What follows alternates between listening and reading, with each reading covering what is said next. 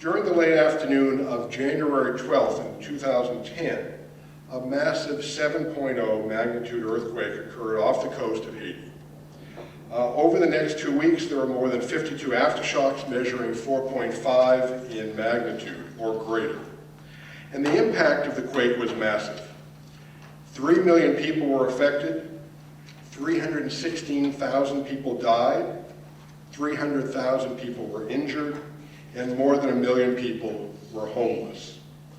The major impact was clearly within the capital of Port-au-Prince, where the infrastructure was destroyed. Hospitals, schools, office buildings, homes, water, sewage systems all were completely destroyed.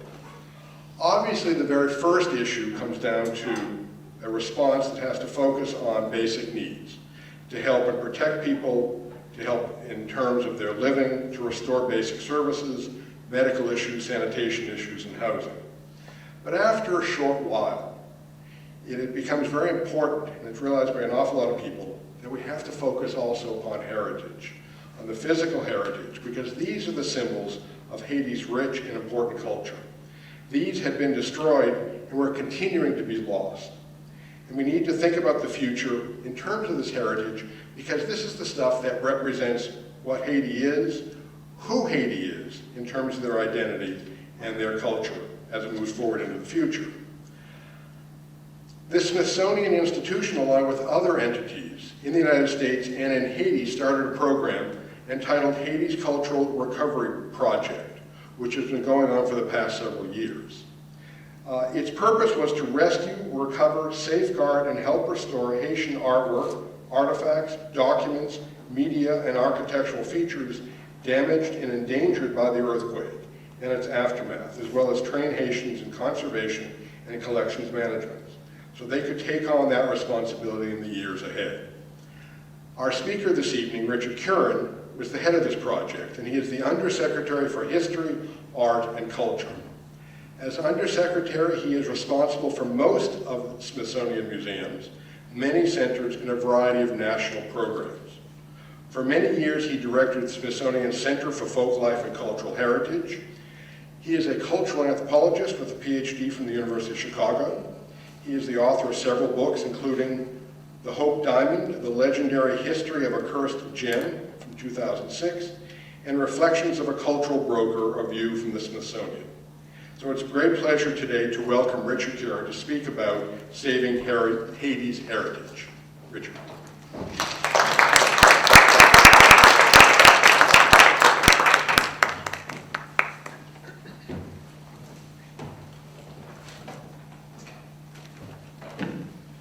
Is that on? I'm a loud New Yorker anyway, so you can probably hear me all the way in the back row. As Richard said, the Haiti earthquake was kind of beyond devastating. It was one, that's like a great sound. The Haiti earthquake was beyond devastating in terms of its effects, given its the scale. We think it's about 300,000 people killed. Nobody really knows. Many bodies were taken out of town, stacked up like cordwood after the earthquake, and buried in many cases in mass graves. I was last in Haiti about 2 weeks ago for the second anniversary of the earthquake. There's still somewhere between 500,000 and 600,000 people homeless. We still have in Haiti, in terms of rebuilding, about half the rubble has been picked up, and not one public building has been rebuilt.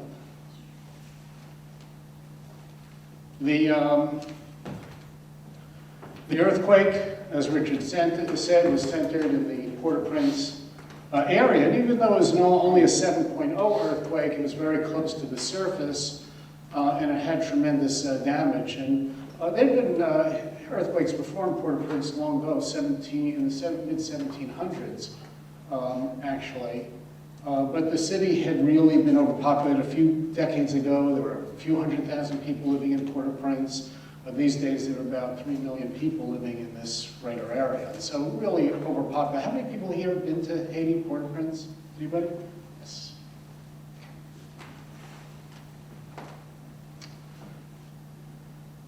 This is the presidential palace that was destroyed and crumbled. There's amazing footage from the security cameras within the palace of people running. A friend of mine, long-term friend of mine, was in the palace, Elizabeth Preval, the First Lady of Haiti, and the debris fell right at her foot. She was lucky to get out. Haitians buried and grieved for their dead until, in many places in the cemeteries, room ran out. And people grieved. Those first few days after the earthquake, I mean, you know, in these days, word gets out very quickly about disasters, and CNN and Anderson Cooper and all sorts of people were on the scene pretty quickly. But for those first few days, there was really not a relief effort. I mean, it takes a while to, even a few days in this case, to start mounting a relief effort. And so many Haitians who all of a sudden were left homeless were on the street, out in front of their houses. Many people experienced, you know, just pervasive white dust, the smell of death, and so on. And people through the night had to persevere. And when there was no food, there was no water, there was no shelter. In many cases, and I think the world watched, both with, I think, a humanitarian empathy at the massive scale of this disaster in Haiti, but also with a profound respect toward Haitians who persevered in the light of amazing destruction. And many, many, many Haitians, many of my friends have stories of rescuing their neighbors, their family, their friends, and so on, you know, without benefit of power tools, of all sorts of equipment, to really try to both rescue survivors and then, of course, onerous task of removing the dead. But I think Haiti's long history of self-reliance, of resilience, of inner power got people through those first nights because there really wasn't the infrastructure to do it. This is the National Cathedral of Haiti, centrally located in downtown Port-au-Prince, the site of national services, of all sorts of celebration and marking of occasions, so on. And this is what it looked like after the earthquake. It looked like you could have dropped a bomb there. The Holy Trinity Episcopal Cathedral, I think about a sixth of Episcopalians from the U.S. went down to Haiti, African Americans, during the Civil War very early on. Haiti became a symbol to the African American community of freedom, had overthrown slavery early on, and this church was built in the 1920s and decorated with 14 murals. These murals were scenes from the Bible. They were done for the bicentennial of Port-au-Prince in 1950, sorry. And they were really done by Haitian master painters. And the idea was to depict scenes of the Bible. It's 14 murals, larger than life size. You can see the kind of scale of this. The picture's a little grainy. And different scenes from the Bible. And the interesting thing about these murals, both artistically and culturally, was that they were a way of Haitianizing Christianity. So in them, you had depictions of darker-skinned people in the pictures. You had Haitian pilgrimage sites represented. You had Haitian instruments and foods represented and villages represented. So it's really a way of Haitian artists representing the Haitianization of Christianity in that country. Also incorporated, in some cases, they were controversial at the time because they also incorporated some symbolism from Buddha and so on. That's what the Episcopal Cathedral looked like after the earthquake. Only 3 of the murals survived. This was the Nader Museum. Nader, a Syrian, Lebanese family, come to Haiti, acquired a collection of maybe about 19,000 paintings. This was the museum, so I think the single largest collection in Haiti, a private museum. And this is what the holdings in it. a panoply of different styles of Haitian art from different periods, particularly of Haitian masters representing everything from Haitian historical leaders to scenes of the countryside, to religious, to really, the full panoply of Haitian cultural life and artistic achievement. That's what the museum looked like afterwards. That's George Nader picking through some of his paintings. The first response, as Richard said, and reiterated, the first response after the earthquake, of course, was for people to save loved ones, their family, neighbors, save the living. The next response was, of course, to take care of those who had been injured, killed, get food, get shelter, figure out how to make it through the crisis. But very early on, literally within days, you had Haitians who started looking at their saving items of their cultural heritage. Books, documents, paintings, other things that were important to Haitians. And very important in Haiti, a lot of Americans don't realize, Haiti fought for its freedom in the late in the 1790s, basically. It was influenced by the American Revolution, influenced by the French Revolution. Haiti was a French colony, somewhere about 500,000 enslaved people, and led by a real leader, Toussaint Louverture, ended up fighting successfully the French. The Haitians, the French abolished slavery, but Toussaint Louverture had an idea that Haiti would be free and French, and people would have human rights. And that didn't come to pass. Napoleon, when he took power, went back and wanted to restore power, stronger French power in Haiti, and reinstitute slavery. And so in the late 1700s, early 1800s, 1803 and 1804, Haiti finally achieves victory over a French army, declares its independence, and is promptly, abolishes slavery, achieves independence, second country in the Americas after the United States, and is promptly shunned by the powers, by the US. The US fails to recognize Haiti. Britain, France, all lead embargoes against Haiti because people are trading slaves. People's society and economy depends on slavery, and powers were afraid that Haiti's independence movement and its fight for freedom and justice would spread to their own societies, create problems both in the colonies and the United States. And so Haiti was shunned. So Haiti turned inward and really had to depend on itself for survival.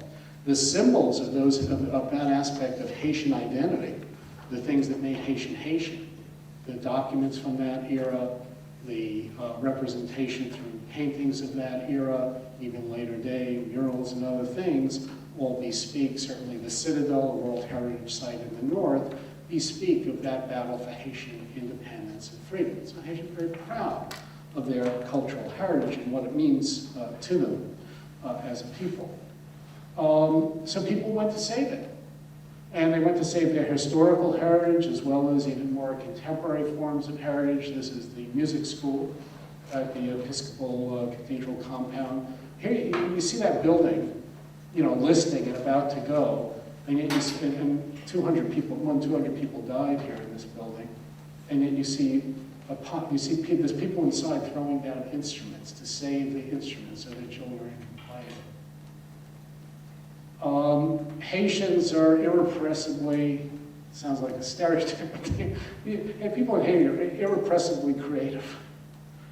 And people turn everything into artistry. And in the immediate aftermath of the earthquake, you had the growth of a new genre of painting, earthquake painting. And this is a scene from one. It's a little fuzzy again. But Port-au-Prince in the background, you can't see it, but this car is overturned. And it looks idyllic, it looks very verdant. But basically, this is kind of like a tree of life, only it's really a tree of death. And as people climb up the tree, they climb over dead relatives and neighbors. And this grows out of a story, and shortly after the aftermath of the earthquake, there was the idea that there was a tsunami that was going to hit Port-au-Prince. And so people were looking around for high ground and trees and so on to climb, the nature of that. A tsunami had actually hit after an earthquake in the mid-1700s. Well, the question was what to do in the aftermath, and Rich and I were talking earlier. The U.S. government does not have a system for responding to cultural emergencies. It's almost like we've learned nothing after the Iraqi war and the looting of the museum, the burning of the library and other sites, and we keep kind of learning this thing over and over again. So in the immediate aftermath of the earthquake, we at the Smithsonian gathered, and I and a number of us at the Smithsonian had very strong ties to a number of Haitians. Again, I knew the First Lady, the former First Lady was a student of mine, the head of tourism, who was appointed to be the head of the Presidential Commission for the Emergency and Reconstruction, had been a fellow at the Smithsonian and a curator. We've been long friends for about 2 decades. The guy who was leading the effort with the UN was a good friend, a former minister of Haitians abroad. I knew a lot, and other people knew a lot of Haitian cultural leaders and people strong in the government and other institutions. I'd worked closely with the previous, just immediate Minister of Culture and Prime Minister. And so we reached out to friends. And of course, the first thing was, how are you? Are you okay? Are you alive? And so on. And then the second thing is the Smithsonian is a cultural organization. We're never going to help in terms of rescuing survivors. We're not going to feed people. But what could we do culturally to help? We looked to our friends at UNESCO internationally and said, okay, well, what's UNESCO's plan? What's the international community doing to organize? The answer to that was, well, nothing. We're going to send a fact-finding mission. We'll have a meeting in February. Then we'll have a meeting in July. We'll put together a committee. And now, 2 years later, they've put out a brochure seeking money to do something. But their total response is $20,000 for some fencing and boxes. I was pretty frustrated at that. I asked the State Department what they were doing, and they weren't doing much at all. In fact, it was like, what? There's no fund, there was no organization, culture was not even on the agenda of any response. We had a meeting in Washington with a number of key NGOs, government agencies, the National Endowment for the Arts, Humanities, people from the White House, Institute of Museum and Library Services, Library of Congress, National Gallery, and the whole 9 yards, as well as Defense Department and State. And literally, we went around the table. We said, well, what's the U.S. going to do? And a lot of Americans who gave very generously to Haiti, there's a strong cultural community. A cultural community in the U.S. is always looking for money, always underrepresented, always fetchy, but nevertheless has a capacity to help in a situation like this. And the answer was, we don't have any mechanism. There's no money, there's a willingness to help, but there's no coordination, no vehicle for helping, no road or pathway to forming a cultural response. I was pissed off. That's a technical term in Washington. And I was pissed off because I've been at the Smithsonian a long time. And when Katrina hit in New Orleans, I'd gone to the head of the Smithsonian, Secretary of the Smithsonian, and said, at that time it was Larry Small, and said, Larry, we can help. We have affiliations and relationships with these museums and cultural organizations in New Orleans. We know people. We can help. He said, not our job. I was upset. I think we were also mindful of the Smithsonian previous secretary, Bob Adams, archaeologist, worked in Iraq for his career when the looting of the museum happened and so on. I think many Americans, many people in the cultural world said, this should not be happening on our watch. We should be a lot more sophisticated about this. And so I said, we're going to figure out something and we're going to help. So those ties that we had, Haiti had been at the Folklife Festival on the Mall in 2004. So all these ties were alive. We knew Haitians. We got in touch with people. We said, let's do something. And so I went with a few other folks, and we held talks with our Haitian colleagues.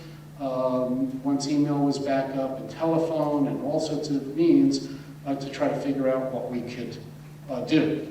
I was lucky because the fellow that had worked for us over at the Smithsonian, this guy, Wilson Jean-Julien, had just stepped down as the Minister of Culture about a month before the earthquake, but knew the Smithsonian, had a master's degree in architecture, historical architecture from Columbia University, knew the Americans, knew the Haitians.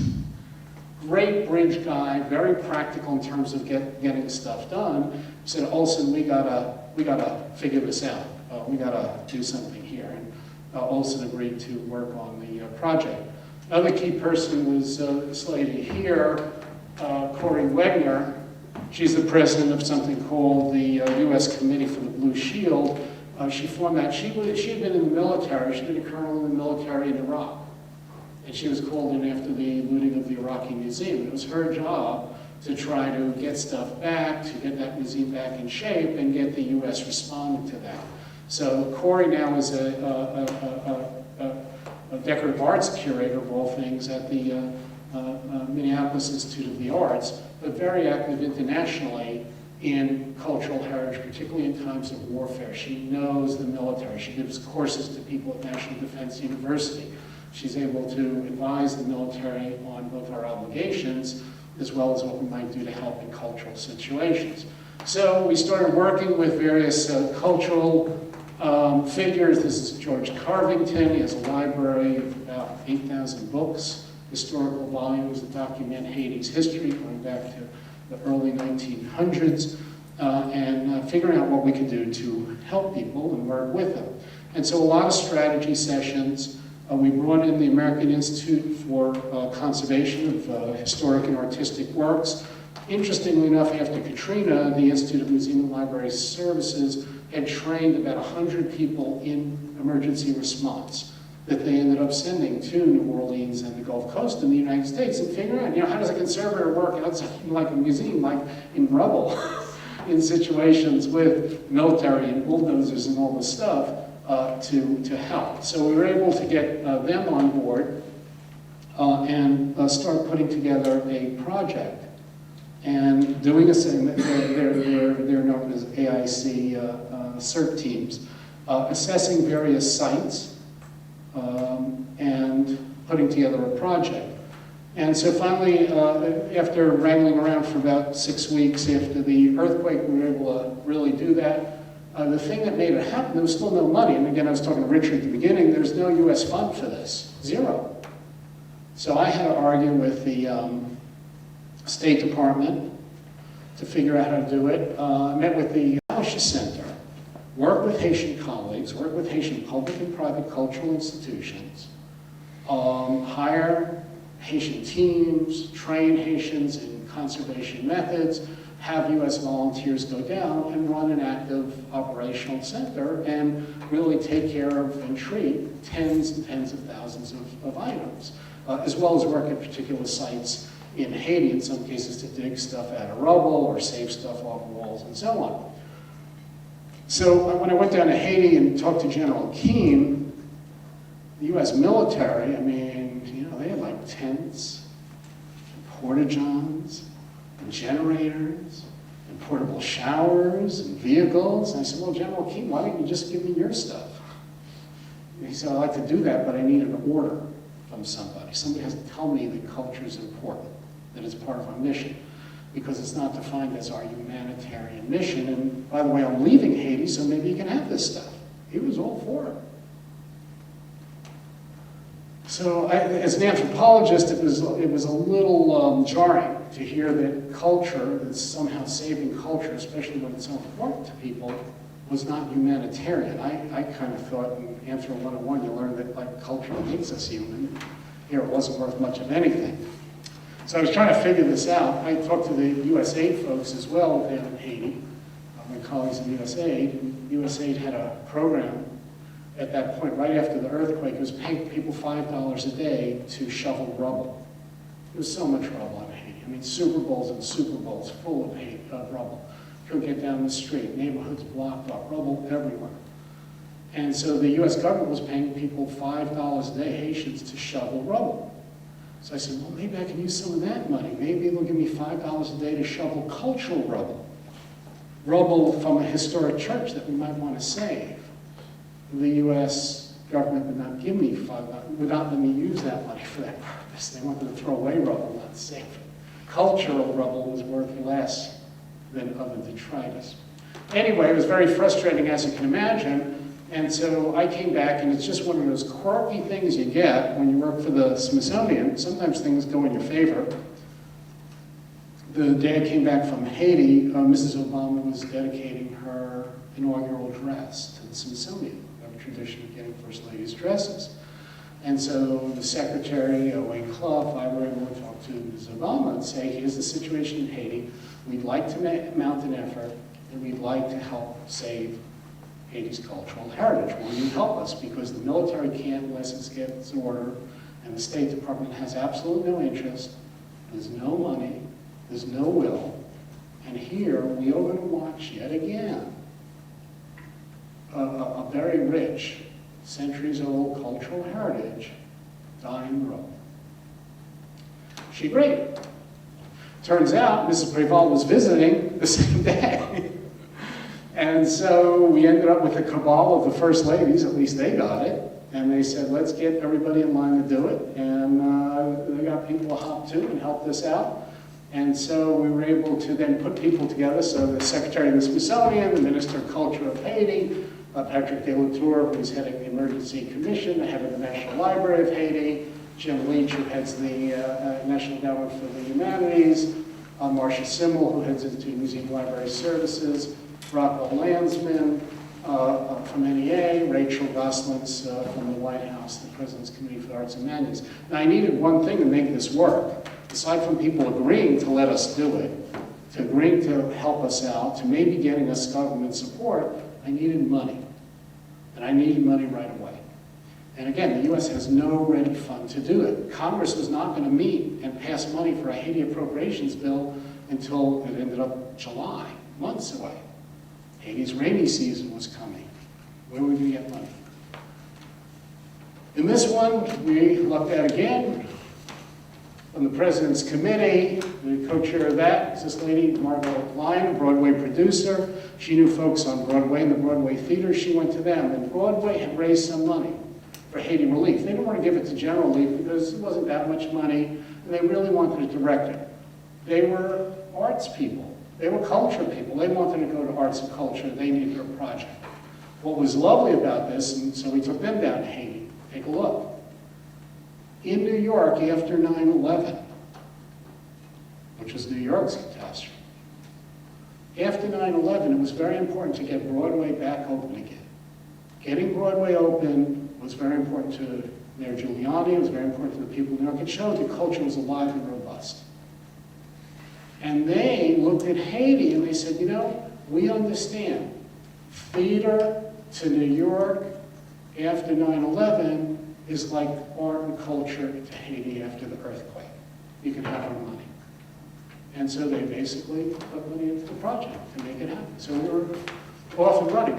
Now, I wanted to use those tents and porta-johns and bulldozers and jeeps and equipment that old General Keane had in Haiti, but the U.S. deployment of troops in Haiti lasted too long. It was going to last too long, and we couldn't wait. So we ended up forming this project. Olsen Jean-Julien became the head. We got all the Haitian cultural organizations involved, U.S. organizations. We went to UNESCO. We went to ICRAM, which is a UNESCO organization that does a lot of training in terms of conservation and preservation of cultural material. And we put together a coalition of groups to establish a cultural recovery center in Haiti. And many people, if you remember, the UN, one of the UN buildings, the Hotel Christopher, had collapsed. Town down the block had collapsed. This was down the block from those buildings, but this is a building occupied by the United Nations Development Program, a nice 3-story building, and we could put labs in and other things, do training in and so on, and use as a headquarters. It was a secure compound, and we were able to take this over, which we did. But $40,000 a month, just for the building and rent and utilities. Started hiring a Haitian staff, people we knew, people we'd worked with, started bringing in curators, conservators from the Smithsonian and from other allied organizations, and started putting together a team. In the middle, you met Olsen before, Stephanie Hornbeck was the chief conservator for the National Museum of African Art at the Smithsonian. She worked for my colleague Janetta Cole, the director of that museum. Stephanie retired from service at the Smithsonian the first week of January, the week before the earthquake. She heard we were remounting a cultural recovery effort in Haiti. She called me up, she said, Richard, I hear you trying to put this together. I did my master's degree on Haitian art. I've been a conservator at the Smithsonian for decades. I have this experience, I would like to help. I said, Stephanie, do I have a job for you? She's been there for 2 years. We had to carry stuff in, you couldn't ship anything, getting stuff through the port in Haiti was impossible, and so we started carrying in supplies, microscopes and other things to equip labs. We didn't have power in the place, I had to bring in 2 generators from Canada and get them in. Start putting together, sea containers and so on that were coming into Haiti, carrying supplies that then we could use for storage and so on, and really put together an operational staff and building and center and do all this in a matter of literally, a few weeks if we were going to get in there and start working. Stephanie leading the team. Basically what we did is we had, in the end, I think we had about 80 conservators come through the American Institute of Conservation. We had about 70 conservators, collections people coming from the Smithsonian. People would typically come down for 2 weeks at a time, although we did have some people that came down for a month, some people even for 2 months at a time. But we had people from the Frere and Sackler Gallery of Art who deal with Asian metal art coming down to work on Haitian Frere du sculpture. I mean, it was really marvelous. People from libraries and so on. We had people from Yale Art to Seattle Art Museum to people across the country to the Buffalo Bill Center. Of course, my favorite conservator of all, coming into the Haiti project was a conservator from Iceland. And if you want to pick 2 islands about as far apart in the world, but she did good service there. But we had people from India, Serbia, Canada, and so on, coming down, usually for a few weeks at a time, taking on projects and working on conservation under Stephanie's leadership. We realized very early on, the question you ask in these kind of things, and typically in an emergency situation, is, well, what's the scale of the program? How many things you got to deal with? Well, there were very few inventories of stuff in Haiti. Very little collection management. And so we knew right away if we were going to take people's material that was damaged, it was in damaged sites, damaged building, and so on, we better well have a pretty good damn registration system so we can register. So we set up Gail Joyce, who's our registrar from the National Museum of American Indian, who spoke French, who worked with the person we hired to be registrar in Haiti to formalize that, Excel spreadsheets and everything, and get from the get-go permission slips in Creole, French, and English to be signed, all sorts of legal agreements. You can imagine the insurance agreements. I had to deal with, stupid federal bureaucracy about people traveling to Haiti and what happens. Anyway, a lot of bureaucracy to make something like this happen, because essentially we were setting up an operating institution with staff, vehicles, paying bills, moving people through, housing people, rented out facilities and so on. We had drivers, had 6 people on staff with Uzis for security. It was a major operation. So you're doing this really very quickly and on the fly and making it work, keeping in mind that the goal is not institutionalization, the goal is actually saving and caring for stuff. And our conservators going down, ended up, the first stuff coming in were a Taino artifact that Yu Shaki from the American Art Museum was putting together. This Vicky Lee working on a historical document. These are orders of General Pétion, I think from 1799, working on documents. Hitachi Kimura working on a painting and doing the first restoration. Some of the stuff that people did was amazing. This was Hector Hippolyte. Hector Hippolyte was one of Haiti's really master paintings in the mid-20th century. And, look at this painting. It's like in, 7, 8, 9 pieces. This was before. And one guy from the Seattle Museum turned it into that. So when you look at it before, you can't imagine how it could be put together, and you look at it when it's together, and you can't imagine it being apart. Pretty skilled stuff the conservators do. We brought down people from different cultural agencies. That's the Secretary of the Smithsonian, the head of the President's Committee for Arts and Humanities, Patrick Delatorgan, chair of the Reconstruction Emergency Committee, and met with Haitian cultural leaders, political leaders, the president, and so on, members of the Haitian cabinet, and you know, just figuring out a strategy of how we were going to operate. So we did this really early on to figure out how this was going to work and how we were going to put this together. At the same time we were establishing the center, we wanted to bring a lot of attention to Haitian culture, art, keep it in front of the news media, political leaders, and others. And so when Mrs. Obama and Joe Biden went down to Haiti, they ended up in this school bus from Place Timon. It was a project by Philippe Dodard, the First Lady of Haiti. There was no schools for kids to go to. They were all in wreck. Philippe brought in school buses from the Dominican Republic and used them as classrooms. And so these were being used in Haiti for kids to paint. It was a great means of therapy to get over the earthquake. And then the First Lady of Haiti then presented them to Jeanette Cole and myself. She called me up one day. She said, I'm in Washington. I got all these paintings from these kids. Can the Smithsonian do an exhibit? Now, I don't know about stuff at this museum, but I know things at the Smithsonian. You get an idea for an exhibit, you know, like 8 years later, maybe we'll do it. We did, Jeanette Cole, another anthropologist, runs African art, put this exhibit together in 6 weeks. And we did an exhibit on healing power of art, and basically was paintings, these children's paintings as they were processing the earthquake. On one, I mean, thinking about, you know, from a scholarly standpoint, they're a very interesting data set, and looking at how, you know, kids were processing this trauma. But to the public, it was very moving, and to American kids, it was very moving. And what we had is American kids then doing their own drawings back to the children of Haiti, and bringing these back to set up these kind of dialogues. During that summer, by June 2010, so you know, five months after the earthquake, we put together Haitian programs on the mall for the Folklife Festival, the Mon Express, mobilizing the Haitian American community, trying to mobilize donors, public attention, and so on.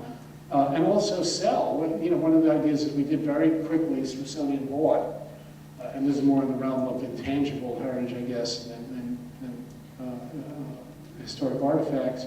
But basically, we wanted Haitian craftsmen and artists to produce right away, and we gave them money so people could get stuff. In fact, we started a program of cultural care packages, we call them. And we had some museums around the country where people voluntarily put together paintbrushes, canvases, other materials so we could send to Haiti, get in the hands of artists so they could do their work, then bring it here, sell it, make some money, get the money back into people's hands. And Smithsonian Magazine did its part, writing a cover story on the overall project, earthquake art, and so on, to bring more attention to the 8 million readers of that museum. And then we would host children's groups, both at the Smithsonian and at the White House, from some of the damaged areas, from Jacmel, from Port-au-Prince, so that, again, this is in American history, behind that is the Star Spangled Banner, and so kids could show their, you know, really symbol of hope in terms of this recovery. Okay, so as we're getting going, I mean, this is about 5-6 months into the project, and I guess we grew to about a staff of 45. So this became a kind of operation in terms of running this project. And we had a few major, I mean, a lot of little projects, but some major projects. Saving the Holy Trinity murals was a major project. This is what the murals look like after. There's 2 of the murals. This is the baptism, and then in the archway, through the archway is the Last Supper mural. It's actually on 3 different walls. And then there's another mural called the Native Procession. And the idea was to take these murals off the wall. It was a dry fresco tradition, artwork, and these walls were crumbling. They were listing, and so this is the Last Supper. You can kind of see in there, in the Last Supper area, you know, painted on cinder block in the back. other things painted on river rock and mortar and so on. So the idea that we would remove these murals was going to be an issue. And we had to protect them in the interim. We put up some scaffolding very quickly, and then more advanced scaffolding later on. And I hired two great conservators, one an architectural conservator, another wall painting conservator, Viviana Dominguez and Rosa Loewinger, a Rome Prize winner, to really do a study. And for those of you at the technical end of conservation, you'll appreciate this, is really the idea of how do you get this off and not crumble. Now, I had a call, I'm a Jewish kid from Queens. I had a call the bishop, the presiding bishop, Catherine Jeffrey Shorey of the Episcopal Church. And I had to tell her what we were going to do because the Episcopal Church has some jurisdiction. I had to talk to Bishop Zach Dorsey many times, the presiding bishop in Haiti. I said, Richard, what does the Smithsonian want to do? How can you save these murals? They said, well, we're going to do our best to try. We have some technical expertise. We'll have the best people working on it. We will try to figure this out. I said, well, what's the danger part? What are you worried about? I said, and I said this to the bishop, you ever seen Mel Brooks's History of the World Part 2? I don't know if some younger people here, some other people might. It's a movie with Mel Brooks. He's playing Moses. It's kind of fractured history. He goes up to the mountain to get the commandments. And he's coming down with the commandments, and he says, here are the 10 commandments. Is one of the tablets called. My fear is that we're going to try to take these down. We're going to try to take down sections of the mural, like in big blocks, like Pennsylvania or Texas. And instead, as we take it down, they're going to turn into your neighbor Delaware and Rhode Island. They're going to just crumble. That was my biggest fear.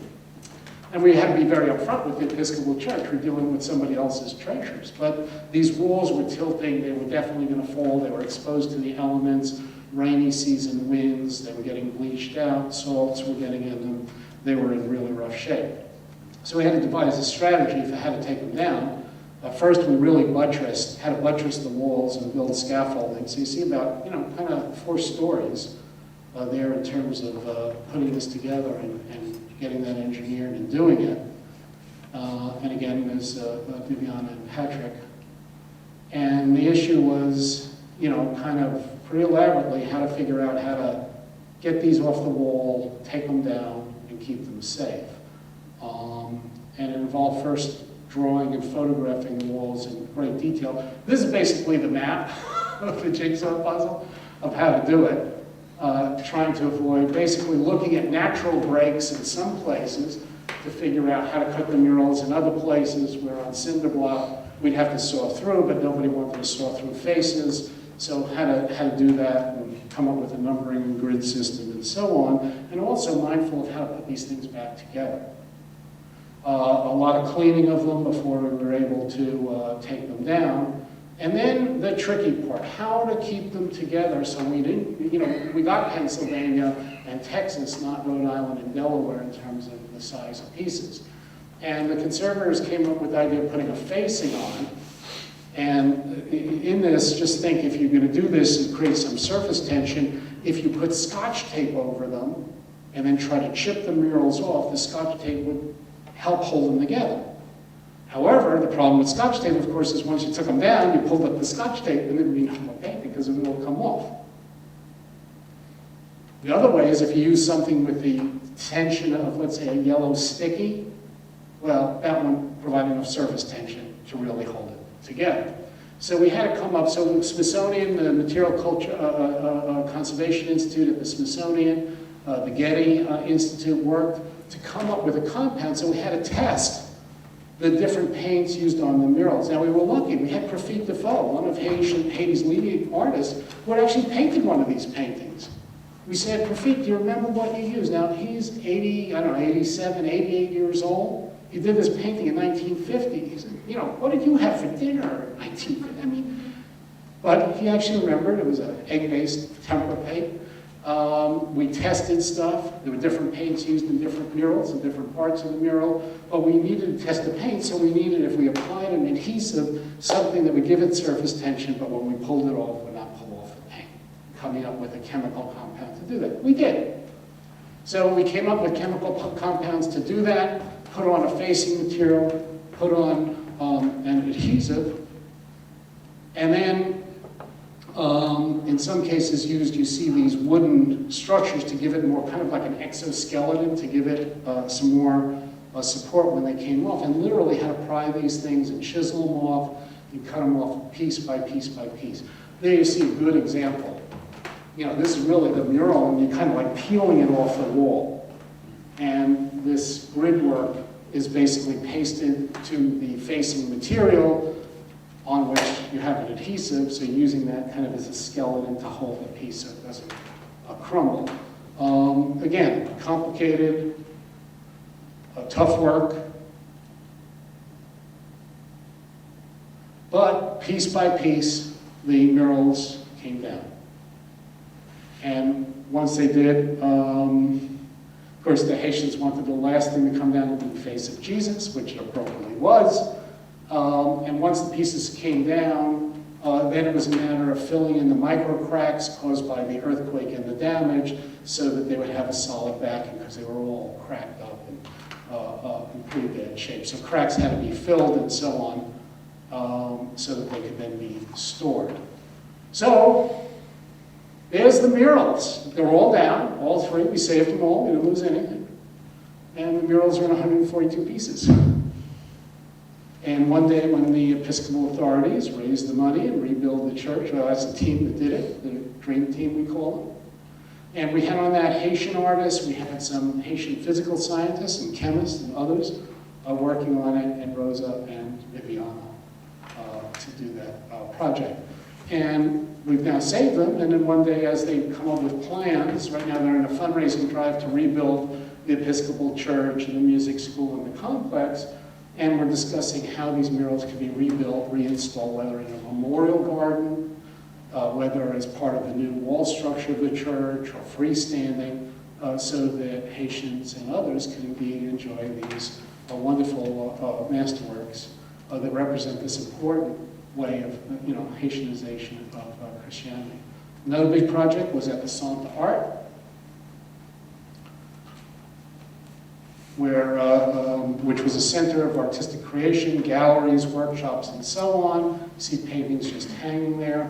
We talked UN troops. These are Japanese engineering troops, kind of from the Corps of Engineers of Japan, that worked with us. So the UN troops are in blue hats, our folks are in yellow hats, and here digging through the rubble of the Centre Art. They brought in heavy equipment and recovering sculpture, paintings, archival records, and so on. When it first collapsed after the earthquake, and the days after the earthquake, people from Centre Art had thrown it into these containers and trucks. They were all moldy by the time we got to them. And so we brought them up to our recovery center and had to deal with mold and so on. We worked with Haitians from the Centre Art to prioritize treatment. We were talking about, I think in the end, about 9,000 works between sculptures, painting, works on paper, and so on. And, we knew, mold and other things were going to get to this stuff. And so we needed to prioritize what we're basically doing cultural triage on these collections.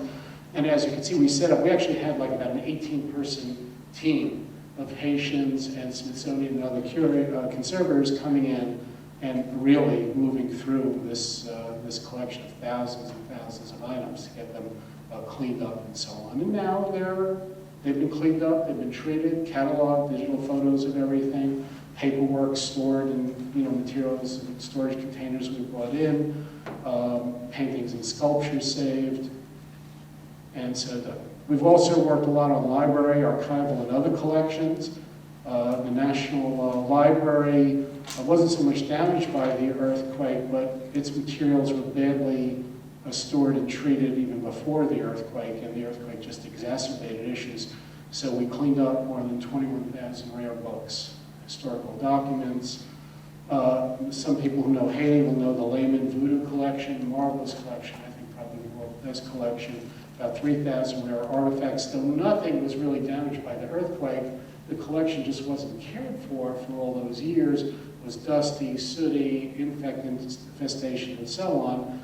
And so we put generators there, climate control, sent in conservators, again from the Smithsonian and other institutions, to really treat, catalog, clean up the collection, and really improving on-site facilities. Right now we're working, finishing up building a storage place in the back of that place. And all these things have tags now, and they're kept list-free and so on. This is National Archives.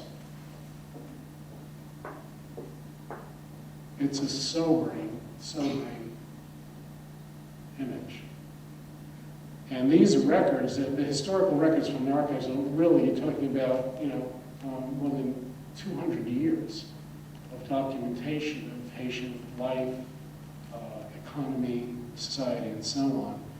We built facilities, we put in air ducts and fans and exhaust things, a number of things. And working with, again, a Haitian team, have now cataloged a good number of the, at least the historical archival collection. We haven't really touched the civic, marriage certificates and things like that. So there's a lot. But if you go back to that previous photo, go from there, that's what it looked like when we arrived, to this is what it looks like now. So that's a lot of major work in terms of preserving that archival heritage. That's another shot now. The museums, cultural, some of the museums, movement a historical museum, busts of founding fathers and leaders of painting, basically sculptures and pieces that we put back together. We had a little truck, going around Port-au-Prince in the area, picking up architectural monuments and features and so on. We bring it back to the center and take care of it, and in some cases do restoration. A lot of sculpture, of course, a lot of the sculpture ended up in humid conditions, so you see before and after shots of some of that. This is, I think, Leotard sculpture. This was in the National Palace. This is a contemporary painting by Maria Benjamin. Actually, it was in two pieces. This is actually repaired, but this painting was in two pieces with 58 tears, rents, and so on. So that's what it looked like even midway in treatment. Working with Haitian artists, art conservators, and so on. That's what it looks like today. So again, conservators can do magical things. A lot of respect for conservators. Again, another painting literally in pieces, and now fully restored and back on exhibit actually in this gallery. So this has been, really a work of love and commitment by Haitians, by Americans, by an international team doing this, where there was nothing to begin with. We've trained our Haitian staff and, kind of a consultant group of artists, like chemistry students and others, about 40 in all. This figure's now a little out of date, probably close to about 150 trainees. And people have really, I think, respected the Smithsonian, the conservation community, the museum community internationally for respecting them. That we've shown that we think their culture is important. And so people have been very eager learners, now working on all sorts of internships, courses, and continuing the training, because this really has to transition into Haitian hands fully. And so that's our effort.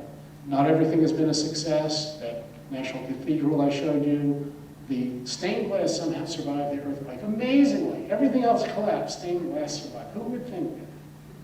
We tried with the bishop to get in there, to protect the site, to do the work. We had a glass, historical glass conservator, Kessler Pierre in New York. He saved stained glass for synagogues and churches in New York.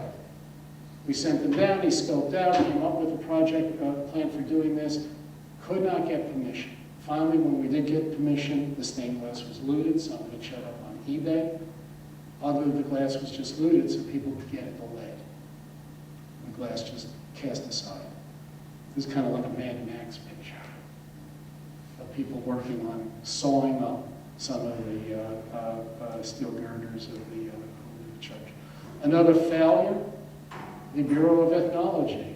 I, as an anthropologist, is totally appalled every time I go by this place. The person who runs this place has a PhD in anthropology from Indiana University, and yet has done diddly nothing to save a collection of 20 to 30,000 items that spilled out after the earthquake that is still literally lying there. You see the kind of blue tinge don't know if it shows up. See, kind of a little blue tinge. Can you see that? You know what that is? Most of the collection was stored in Tupperware. Those are the blue Tupperware tops spilled out from that collection. One of our things that we have to tackle in a second phase of this project is really dealing with Haiti's audiovisual collections, photographs, videotapes, film, and so on, that really need treatment. So we still have a bunch of stuff to do in the second part. So basically, we signed on for the project for like an 18-month period, but now it's like a little over 2 years, and we're still at it. And we're really trying to do a transition to a second phase.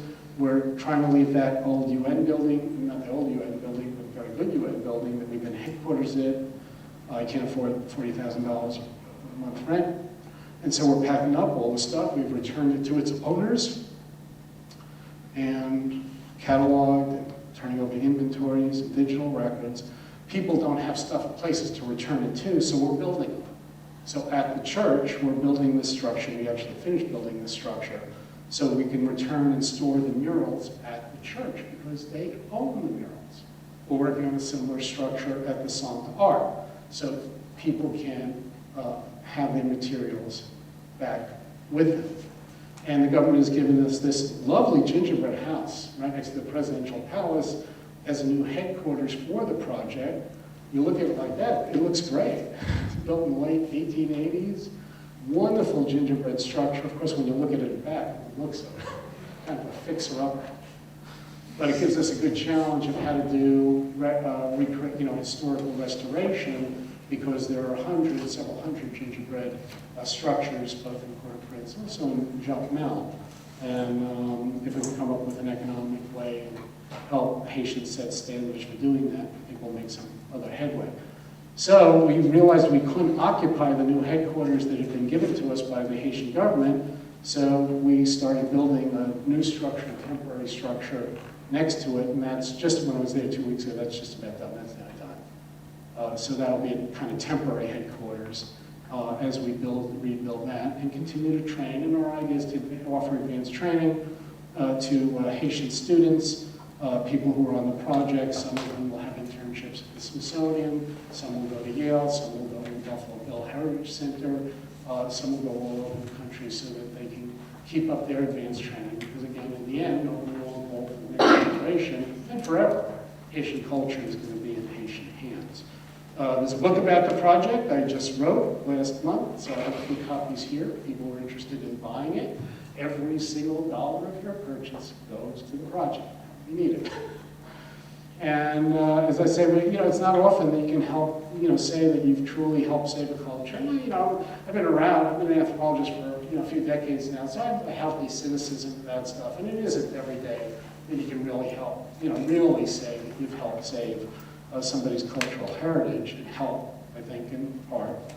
But in this one, I think we have done that together with our Haitian and other colleagues, and at least on the road to doing it. We've definitely saved over 30,000 items at least. And so it's a good group, and I think, as a kind of practicing anthropologist, cultural heritage professional, we want to do good by people. And I think there's a case where, despite a lot of barriers, we have. So I think it's maybe time for some questions.